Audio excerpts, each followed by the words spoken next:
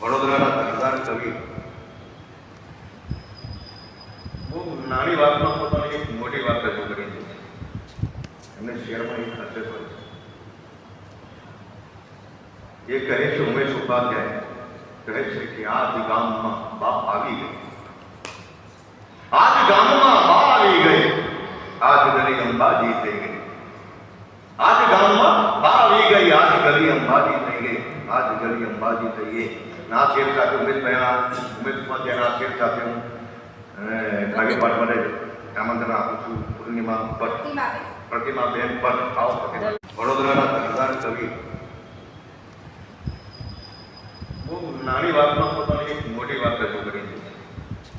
એમને શેરમાં એક ખાસિયત હોય છે.